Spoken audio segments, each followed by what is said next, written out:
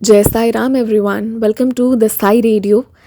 इस चैनल के माध्यम से आप सबको शिरडी के साईं बाबा का एक बहुत सुंदर अनुभव सुनाने जा रही हूँ। और उससे पहले कुछ बातें। सबसे पहले तो थैंक्स टू आप सभी को जो इतने प्यार से कमेंट्स में अपनी दिल की बातें लिख देते हैं। जो भी है, जो भी महसूस किया, तो इससे एक बहुत ही फैमिली वाला टच मुझे मिलता है।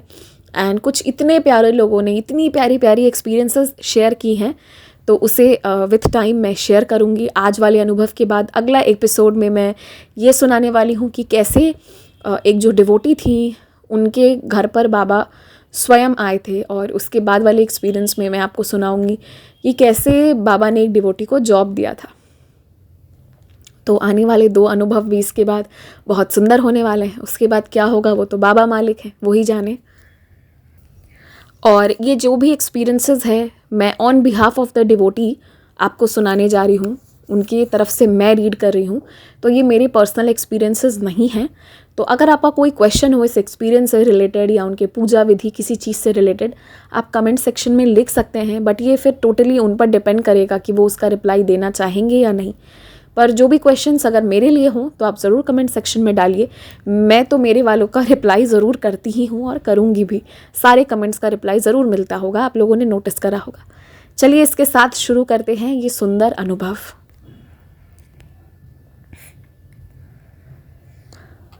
मैं बाबा को बचपन से मानती थी। जब तक मेरी माँ मेरे पापा थे तब तक मैं घर पे पूजा पाठ भी होता था। हम हनुमान चालीसा भी बहुत पढ़ते थे, श्रीमद् भागवत गीता हो, रामायण हो, जो भी हो, बहुत पाठ हुआ है, बहुत पूजा हुआ करता था। माँ मेरी बहुत पूजा करती थी। पर जब मेरी शादी हुई ना, उसके पहले ही बड़े भाइयों की शादी हो गई थी, और वो लोग भी पहले हम जहाँ रहते थे वहाँ से वो अलग हो गए थे। मतलब अलग हो गए थे कि वो अब इस देश में ही नहीं रहते हैं, वो कहीं बाहर रहते हैं। और पहले तो मतलब उनका आना जाना होता था, अब तो वो 5-5, 6-6 साल में एक बार आते हैं। तो जैसे ही मेरे फादर का मेरी शादी के कुछ विदिन 1.5 से 2 साल के अंदर पहले मेरे पापा का डेथ हुआ, और फिर मेरी माँ का डेथ हुआ, और उसके साथ मेरा मायका भी ख़त्म हो गया। मेरे दोनों भाई वो दोनों ऑलरेडी बाहर चले गए, और मेरी जो दोनों छोटी बहनें हैं, हाँ वो मेरे साथ हैं, वो मेरा साथ देती हैं। और माँ नहीं है तो अब क्योंकि मैं ही सबसे बड़ी हूँ बहनों में, तो अब वो माँ का जो रोल होता है ना, वो मुझे ही निभाना पड़ता है। पर मतलब बाबा मेरे साथ हैं, सदैव हैं, फिर भी मुझे कमी कभी कभी बहुत महसूस होती है। खैर बाबा मालिक अब तो वही साईं हैं, अब वही सब कुछ है, साईं माँ भी वही है, और वो तो हमारे बाबा भी हैं। अब मेरे भाइयों का हिसाब किताब अगर मैं बताऊं तो मैं उनकी बुराई नहीं कर रही हूँ। वो अच्छे थे, वो प्यार करते थे, पर पापा और मेरे मतलब मम्मी के चले जाने के बाद उनका कोई ख़ास घर से या हमसे कोई उतना लगाव नहीं था। फ़ोन में कभी कभी बातें हो जाती हैं, त्योहार वगैरह पे फ़ोन आता है, या कभी महीने में एक आध बार तो वो फ़ोन कर ही लेते हैं। पर उसके बावजूद मतलब उससे ज़्यादा कोई मतलब आना नहीं है, या फिर उतना शौक़ नहीं है जो भी है। तो फिर मतलब कह सकते हैं कि अब बस हम 3 बहनें ही हैं जो एक दूसरे का सपोर्ट हैं। पर मैं बाबा का बहुत शुक्रिया करती हूँ कि हम तीनों को इतने प्यार से, इतना संभाल कर, इतने अच्छे से रखा है। और मुझे ऐसा लगता है ना कि मतलब जब मेरी शादी हुई उसके बाद क्या चक्री चली थी मुझे नहीं पता। 6-6 महीनों के गैप पर ये मेरे पापा भी आश्चर्य करते थे कि कैसे मैंने अपनी तीनों बेटी की शादी कर दी 6 महीने के गैप पर, और वो भी बेटियों की शादी करना बहुत मुश्किल होता है। पर अच्छे लोग मिलते गए। एक बहन की शादी तो मतलब 10-15 दिन के अंदर, 20 दिन के अंदर फिक्स हुई, मतलब 20-25 दिन के अंदर, और वैसे ही उनकी शादी भी करवा दिया गया था। नहीं तो फिर उनको मतलब 2.5-3 साल वेट करना पड़ता, ऐसा कुछ था। तो फिर इस तरह से जल्दी जल्दी में सारी शादी करवा दिए। और उसके बाद मेरे पापा आश्चर्य करते थे, पर हम तीनों की शादी के बाद हमें ज़्यादा मौका नहीं मिला कि हम अपने पापा से बात कर पाए, क्योंकि उसके बाद तो वो हम तीनों को हमेशा हमेशा के लिए छोड़कर बाबा के पास चले गए। और मेरी माँ को इस चीज़ का इतना शौक़ लगा, ऊपर से मुझे ऐसा लगता है कि मेरे हस्बैंड का बर्ताव देखकर भी उन दोनों को बहुत शौक लगा था, क्योंकि मैं उनकी बहुत प्रिय बेटी थी, बहुत ज़्यादा। तो इसलिए वो ज़्यादा समय तक रह नहीं पाए। मेरी शादी का जो वो उसके बाद जो दुख था ना, वो उनके मन में था, क्योंकि अभी मेरी शादी को 6 महीने भी नहीं हुए थे और मेरे हस्बैंड जो हैं वो गाली गलौज तो करते ही थे, साथ ही साथ मारपीट भी करते थे और मेरे बारे में बहुत गलत बातें कहते थे। वो तो ये समझ लीजिए कि ये बाबा की कृपा है कि यदि मैं इस तरह, मेरा गवर्नमेंट जॉब नहीं रहता और मैं स्कूल में नहीं पढ़ा रही होती, तो पता नहीं हम तो रोड पर आ गए होते। खैर, मेरे हस्बैंड का ये रवैया था और मतलब मुझे भी बहुत दुख होता था, तो मैं बहुत मतलब रोती थी शुरू में और मुझे लगता था कि मेरी क्या गलती है, मैं कैसे सुधरूं, मैं क्या करूं। अगर मैं सुंदर हूं तो इसमें मेरी क्या गलती है। अगर मेरे स्कूल में कुछ मेल टीचर्स भी हैं, अगर किसी काम से मुझे बात करना पड़ा तो क्या मैं इतने में मेरा कैरेक्टर पे सवाल उठा दिया जाएगा? क्या मतलब किसी से बात कर लेने से ही इंसान चरित्र से ख़राब हो जाता है? मेरा वो था, पर अब जिसकी शक करने की सीमा ही नहीं हो तो उसका क्या कर सकते हैं।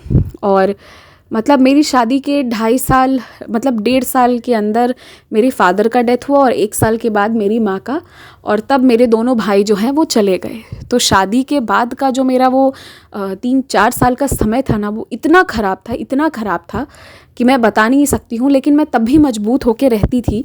बाबा की कृपा से बाकी दोनों बहनों का अच्छे अच्छे जगह पर शादी हो गया। हम तीनों बहनें एक ही शहर में, मतलब 2 बहनें इधर ही रहते हैं और जो तीसरी वाली बहन है वो ज़्यादा दूर नहीं रहती है, मतलब उसका 1.5 से 2 घंटे का रास्ता है यहाँ से बस से, और वो भी मतलब पास ही में रहती है, बहुत दूर नहीं है। तो हम 3 बहनों का मतलब संडे वगैरह को हम मिलते भी हैं। तो हमारा उस तरह का चलता है। तो इस कारण से हम तीनों एक दूसरे के वो मजबूत ढाल बनकर रहे। भाइयों का ऐसा है कि वो भी आते ही हैं, 3-4-5 साल में एक बार आते हैं, तो किसी ना किसी बहन के घर पे रुकते हैं। मेरे घर पर मेरे कोई नहीं आता है, मुझसे सब बहुत प्यार करते हैं, मिलना जुलना सब होता है, पर इनके व्यवहार के कारण कोई नहीं आता था। उस समय की बात बता रही हूँ, अब की बात तो अलग है। तो तकरीबन मेरी शादी को 5 साल हो गए थे और तब मेरा एक बेटा और उसके बाद मेरी एक छोटी बेटी भी थी। तो तब मेरे हस्बैंड जो थे ना, वो सोचते थे कि मैं बाबा की बहुत पूजा करती थी। मैं सुबह स्कूल जाती थी तो फिर हम तो बस से जाते थे ना, तो मैं बस से स्कूल के थोड़ा दूर पहले ही उतर जाती थी।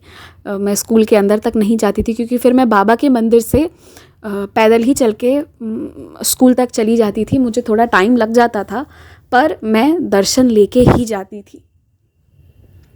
तो और फिर मतलब लौटते समय भी बाबा के दर्शन लेके आना। फिर शाम को तो अपने घर के पास वाली जो कॉलोनी में मंदिर है उधर ही जाना, आरती करना। कॉलोनी में नहीं है, कॉलोनी के बाहर है। तो मतलब मेरा बाबा से भी बहुत लगाव होता चला गया। अब तकरीबन जब मेरी शादी को आई थिंक 8-9 साल हो गए होंगे, तो मेरे हस्बैंड का हर दिन डे बाय डे जो है ये बढ़ता जा रहा था। और इधर मैं जितना बाबा की पूजा करती जा रही थी, उधर उनका उतना ज़्यादा ही जो है ना वो बढ़ता जा रहा था। मतलब मुझे मारना पीटना जो भी करना है। तो ये बात तकरीबन 2017 के आसपास की है, जब मैं बहुत परेशान हो गई थी। तब मेरी शादी को आई थिंक 8-9 ईयर्स ऐसे हो गए होंगे। तो फिर मैं एक दिन बहुत रो रही थी कि बाबा ये मुझे रास्ता दिखाओ, मेरी सहायता करो। तो तब ना मैं बाबा की आरती भजन ये सब बहुत सुना करती थी। एक बार ऐसा हो गया था कि मेरे हस्बैंड ने झगड़ा करके मेरे अलमारी की जो चाबी है वो ले ली और कहा कि अब तुझे नहीं दूंगा, अब तो तू देख मैं तेरे साथ क्या करता हूँ। और ऐसा करके उन्होंने तकरीबन 1-1.5 महीने तक मुझे नहीं दिया था। आप मानेंगे नहीं, मेरे पास बाहर में सिर्फ 150 रुपये बाकी थे, स्कूल जाना आना, और बाकी दोनों बच्चे, वो बच्चों का भी नहीं सोच रहे थे। रही बात उनके मम्मी पापा भाई बहनों की, तो वो मतलब कि वो इनकी बुराई नहीं करते और इन्हें नहीं समझाते थे, क्योंकि ये जो भी पैसा वगैरह है उन लोगों को दे रहे थे तो उनका फ़ायदा ही था। मैं ये नहीं कहती कि हो सकता है मुझ में कोई गलती हो, पर बच्चों के साथ भी ऐसा व्यवहार करना, 150 रुपये, 2 बच्चे, मैं पूरा महीना कैसे होगा, क्या होगा।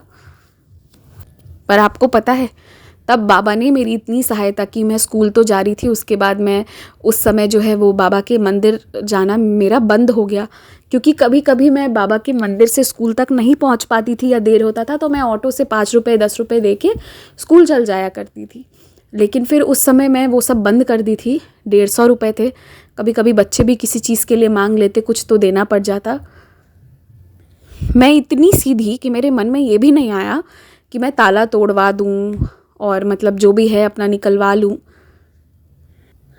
जो भी मैं मतलब मेरे जो बैंक के कागज़ वगैरह थे, जो पैसे थे, वो सब उसके अंदर ही थे। खैर उस दिन के बाद मैं मतलब बाबा के मंदिर तो मेरा जाना आना बिल्कुल बंद हो गया, और मैं मतलब इतना टूट गई थी ना कि मैं वो 1 महीने रो रही थी, बस रोई हूँ। और 150 रुपये थे, मुझे नहीं पता कि उसमें मेरे मतलब ऐसा कुछ हुआ ना कि मेरे बच्चों ने भी मुझे किसी चीज़ के लिए नहीं कहा कि मम्मी ये दिला दो वो दिला दो, और वो 1 महीने मैं कहीं गई ही नहीं। वो 150 रुपये जैसे रखे हुए थे वो वैसे ही रखे हुए थे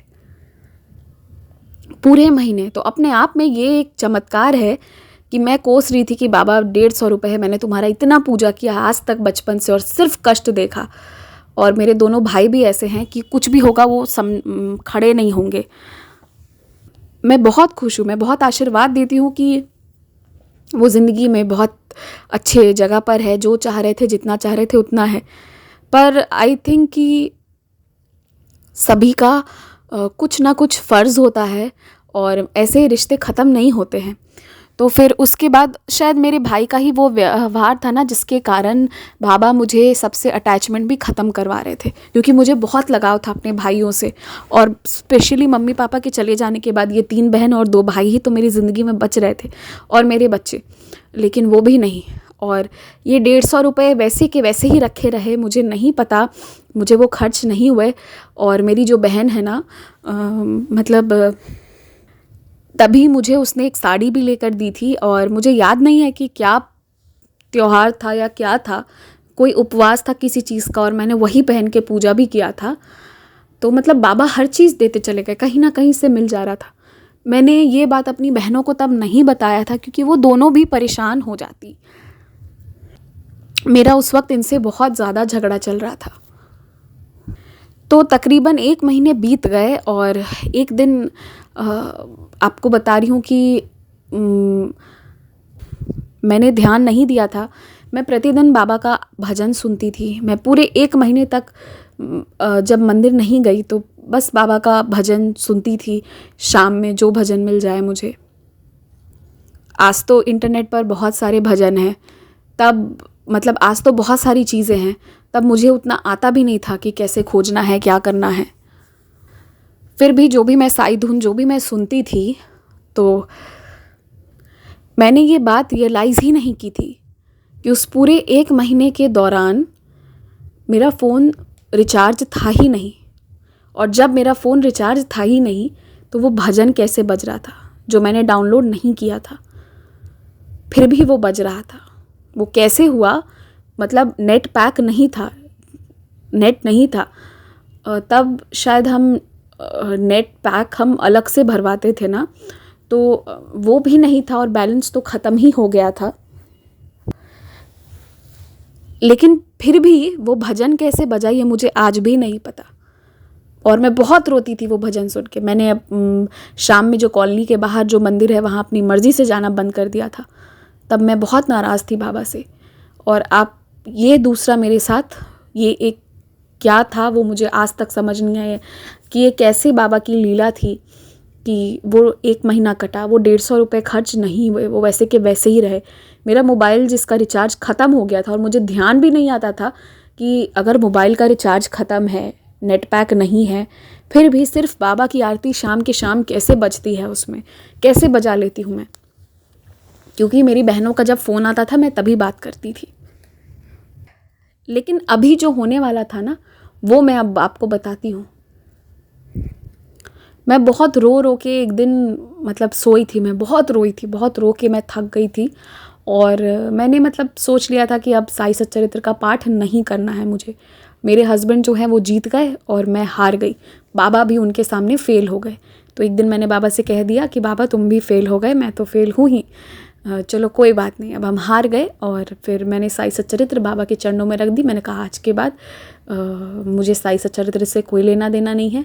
इसमें कोई मतलब, मैंने बहुत कोसा उस दिन कि ये झूठ है, कुछ सच नहीं है, ये सब ऐसे ही कहा जाता है और तुम में भी कोई सच्चाई नहीं है। तुम्हें यहाँ रहना है तो रहो, जाना है तो चले जाओ, कोई बात नहीं। मुझे आज तक किसी भगवान ने साथ नहीं दिया और मैंने पूजा की तब भी मुझे धोखा ही मिला। और उस दिन मैंने वो छोड़ा और उस दिन मेरे साथ तो और बुरा हुआ। उस दिन मेरे हस्बैंड आए और कुछ बातें हो गई थी, थोड़ा माहौल सीरियस हो गया था और मैं गलत ना भी करूं फिर भी मैं ही गलत थी।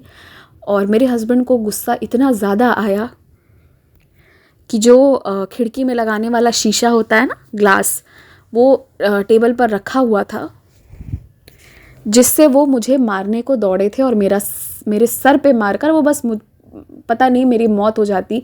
मेरे दोनों बच्चे भी देख रहे थे, वो भी पूरे घबरा गए थे कि ये क्या हो रहा है। बेटी तो रोने भी लगी और बेटा भी एकदम डर गया और वो मतलब वो भी लेकर मेरे पीछे भागने लगे। चप्पल तो मारना उन्होंने शुरू कर दिया खोल खोल के और शीशा एक हाथ से लेके दौड़े थे मुझे मारने। और मैं टेबल के इस पार, वो टेबल के उस पार खड़े थे और वो जैसे ही बस मतलब मैं भाग के अंदर तक तो आ गई, पर अब इसके आगे दीवार थी, मैं कहाँ जाती। मैं रोने लगी। मुझे लगा कि आज मेरा मतलब पता नहीं क्या होगा, शीशा से सर फोड़ देंगे तो मैं बचूंगी कि मर जाऊंगी कि क्या होगा पता नहीं। उस वक्त अपना पूरा आपा खो दिए थे। तभी क्या हुआ कि वो जैसे ही शीशा उठा ही थे मारने के लिए, मैं आपको बता रही हूँ, मेरे आज भी मेरे रोंगटे खड़े हो जाते हैं ये सुनकर।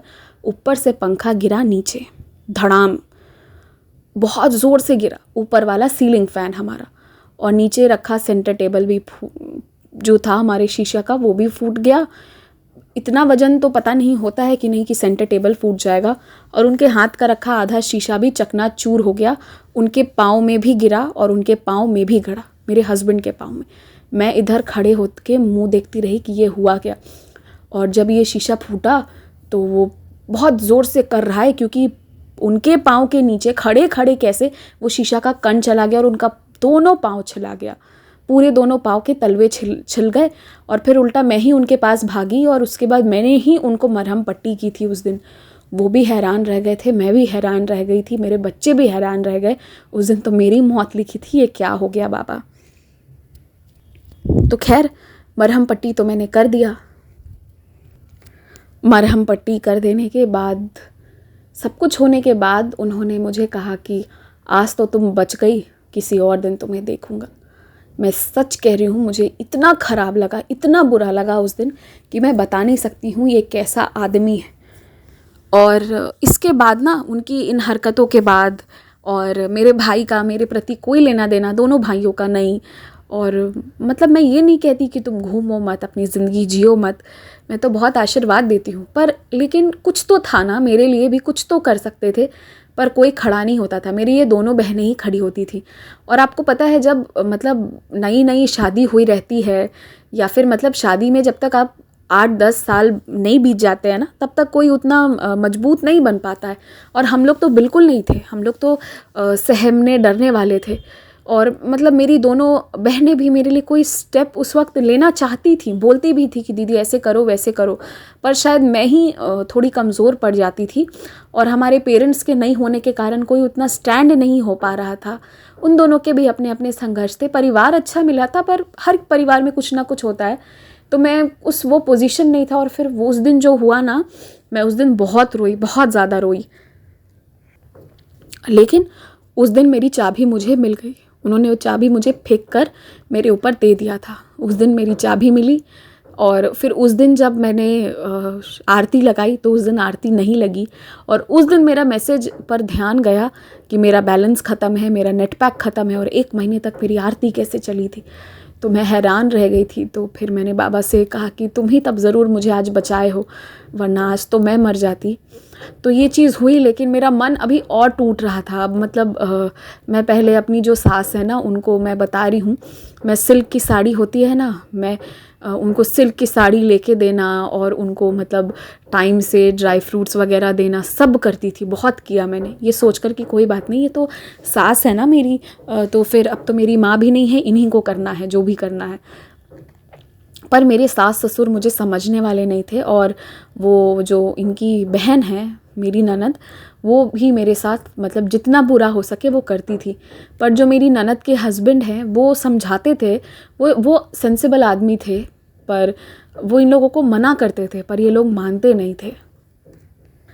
ऐसे ही करते करते 2017 बीता, 2018 आया।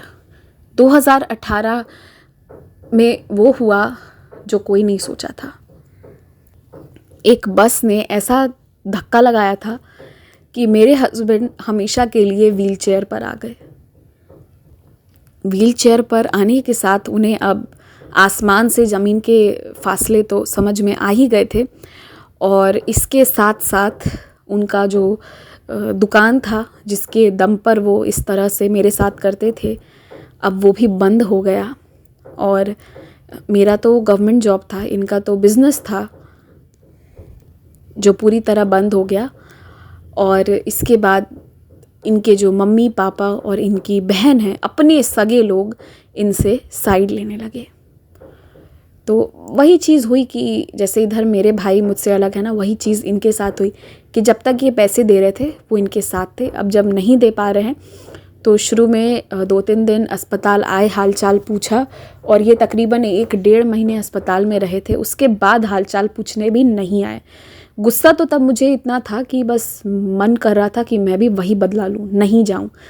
लेकिन फिर मैं इंसान हूँ, मैं और मेरी तीनों बहनें और उनके दोनों हस्बैंड, दोनों ने मतलब मेरे जो बहन के दोनों के जो हस्बैंड हैं, उन लोगों ने भी इन्हें बहुत किया, बहुत ज़्यादा, जितना कर सकते थे।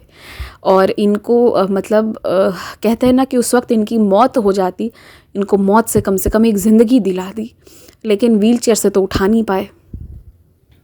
इसके बाद ना मेरे हस्बैंड जो हैं उन्हें मतलब अपने भाई अपनी बहन, अपनी माँ, अपने बाप, इन सब से मिलने की चाहत होती, पर वो मिलने नहीं आते। और अब जाके ना उन्हें अंदर से कुछ कुछ महसूस होने लगा जब वो मुझ पर आश्रित हो गए। और 2019 आते आते तक तो फिर ये ऐसा हो गया ना कि ये पूरी तरह मुझ में, मेरे परिवार में लीन हो गए और इनका परिवार छूट गया। और अब जो है मतलब जिस स्कूल जाने पर या जिस चीज़ पर मुझे इतना सुनाया जाता था, या मुझे चरित्रहीन तक कह दिया गया था, अब वही स्कूल अमृत बन गया था, क्योंकि अब वही कमाई का एक ही ज़रिया हमारा बच गया था। घर की अर्निंग मेंबर अब सिर्फ मैं ही रह गई हूँ। आज भी अब सिर्फ मैं ही कर रही हूँ, ये तो अब नहीं कर रहे हैं। तो ये अब घर पर रहते हैं, घर देखते हैं और मेरी सहायता करते हैं। मैं भी एक्स्ट्रा जो भी अर्निंग जैसे भी हो सकता है, मैं और भी कुछ तरीके से करती हूँ, जेन्युइन तरीके से। और अब तो ये पूरा साथ देते हैं। तो फिर उसके बाद 2019 आते आते तक ये फिर हम में लीन हो गए, और इनके जो मम्मी पापा और इनकी बहन है, एक बार भी इन्हें देखने नहीं आए। पहले एक समय था जब इसी घर पर हमें अकेला छोड़कर ये महीनों महीनों अपनी मम्मी पापा बहन के साथ रहते थे, और सिर्फ मार पीट करने मेरे पास आते थे। आज उसी घर पे ये रह रहे हैं। इनके बहन नहीं पूछ रही। मैं इन्हें की जो भी सेवा करती थी या आज भी जो भी करती हूँ, मैं सच बोलती हूँ, अब सिर्फ एक इंसान होने के नाते या फिर एक साई भक्त होने के नाते करती हूँ।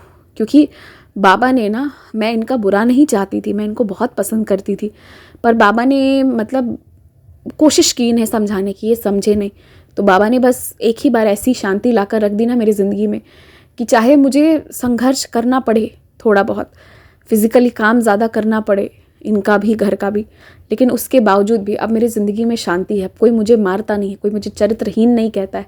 और आज समाज वाले लोग भी इनका चेहरा देख रहे हैं कि कल जिसको चरित्रहीन बोल रहा था, आज उसके साथ क्यों रह रहा है, फिर अपने भाई, अपनी बहन, अपने मम्मी पापा के साथ क्यों नहीं रहते हो। तो आज ये कहीं के नहीं रहे, और खुद के ही बिछाए हुए जाल में खुद फंस गए। और आज मेरे मन में इनके लिए या किसी के लिए उतना लगाव नहीं है, आज सिर्फ बाबा के लिए लगाव है, बाबा के प्रति ही बहुत प्रेम है। और इसके बाद आप देखिए कि मतलब ऐसे बोलना नहीं चाहिए कि बाबा किसी से बदला ले रहे हैं या कुछ भी, पर इनकी बहन मुझे बहुत बोलती थी, बहुत ज़्यादा।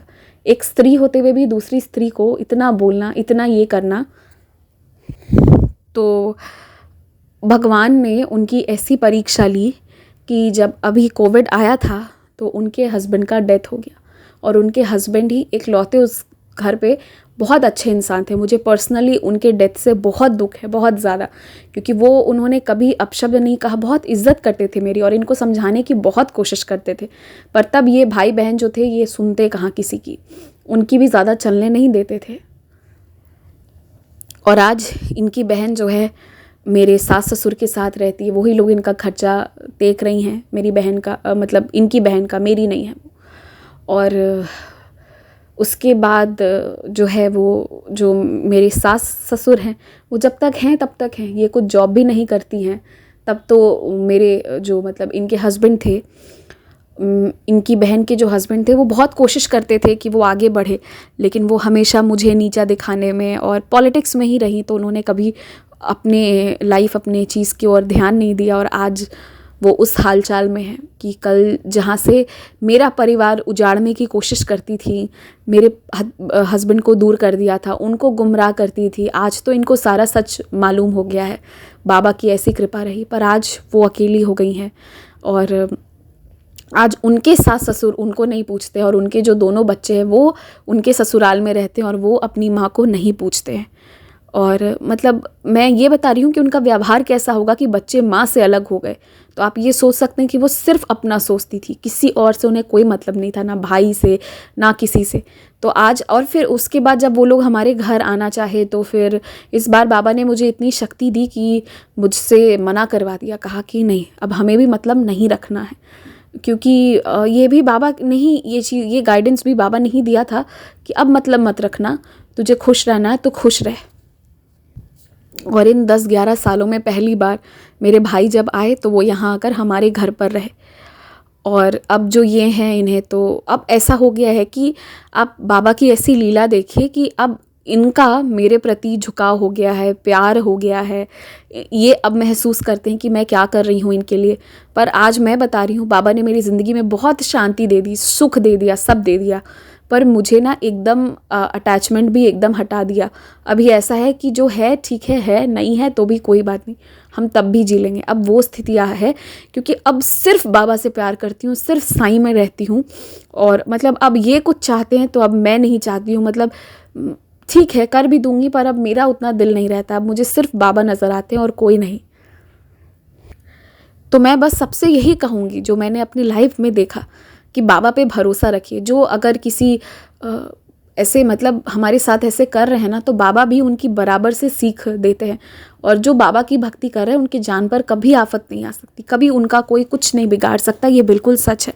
आज मैं सिर्फ अपना देखती हूँ, अपने दोनों बच्चों का देखती हूँ कि उनका प्रोग्रेस कैसे हो, अच्छा कैसे हो। इनका तो जितना जो सेवा करना है कर ही देती हूँ, पर आज जो है मैं वो पुरानी वाली नहीं रही कि वो शिखा जो इनका वेट करती थी कि ये आए तो हम साथ में खाए, आज ये मेरा वेट करते हैं। और कभी कभी ऐसा बाबा करवा देते हैं कि स्कूल में ही कोई फंक्शन था, कुछ था, और मैं ही लंच करके आ जाती हूँ, और फिर इन्हें जो है अकेले खाना पड़ता है। और आज सब बदल गया है, आज वही वक्त दोहरा रहा है। मतलब मैं कभी कभी नोटिस करती हूँ, मैं जानबूझकर किसी को दुख नहीं पहुँचाती मन में, पर जाने अनजाने वो चीज़ हो जाती है, और आजकल ऐसी ही होती है। तो फिर मैं बस वही कह रही हूँ कि आज मैं बहुत संतुष्ट हूँ, बहुत शांत हूँ मन में। आज किसी चीज़ का कोई खतरा नहीं, कोई घबराहट नहीं। और अब मेरे भाई भी साल में एक बार ज़रूर यहाँ इंडिया आना शुरू कर दिए, और आते हैं और हमारे पास ही ठहरते हैं। मैं मानती हूँ कि मैं एक स्कूल में टीचर ही हूँ, लेकिन फिर भी मेरे घर पर जो सुविधा है, मतलब जो भी बाबा ने जो भी स्रोत रखा है, मैं अकेले ही कमा रही हूँ, पर मैं 2 लोगों से ज़्यादा काफ़ी हूँ, ज़्यादा समर्थवान हूँ। और जो मतलब बाबा ने रखा है, जो व्यवस्था घर में रखी है, आप भी देखेंगे तो आपको भी लगेगा कि एक स्कूल के टीचर में ऐसा है।